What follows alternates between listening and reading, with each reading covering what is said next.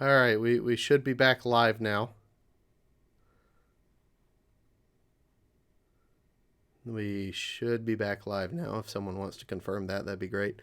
Sometimes the internet in the office is a little haywire. If this ends up being something that we need to do moving forward for whatever reason, we will work to make this better as a result. And so I'm going to wait on someone to message me via Facebook that we're live again. But I think we are live.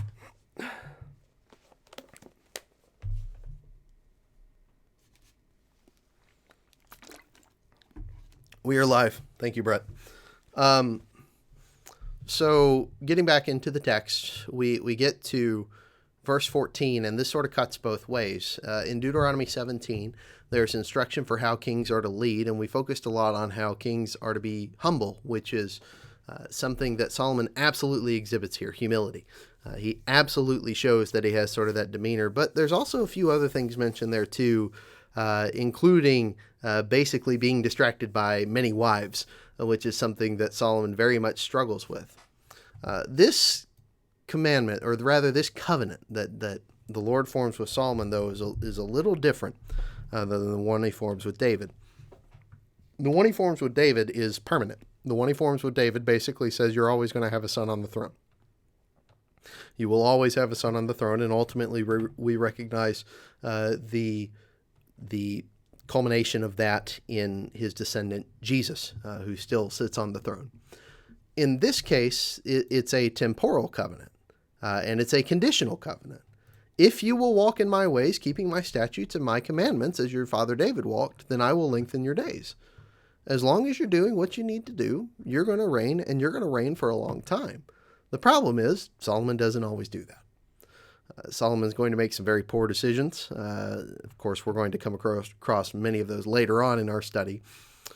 But he doesn't always do that. And so basically, when you look at both covenants together, God is telling Solomon here, I'm going to keep David's line on the throne, and it's up to you whether or not that's going to be you. Here's the criteria. Here's how you know you can stay on the throne.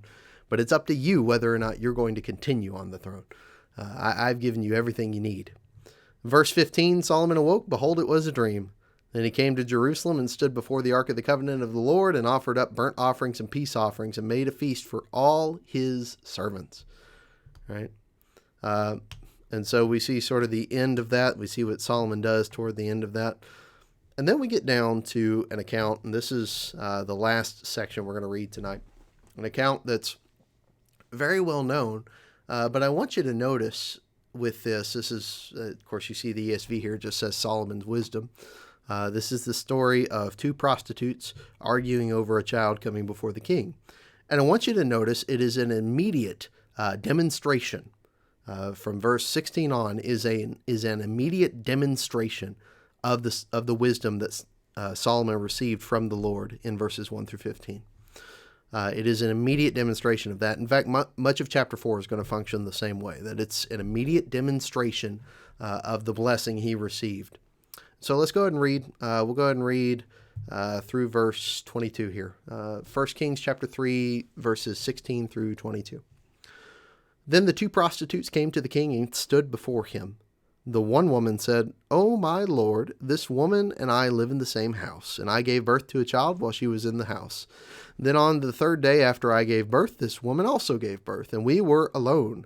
There was no one else with us in the house, only we two were in the house. And this woman's son died in the night because she lay on him. And she arose at midnight and took my son from beside me while your servant slept, and laid him at her breast, and laid her dead son at my breast. When I rose in the morning to nurse my child, behold, he was dead.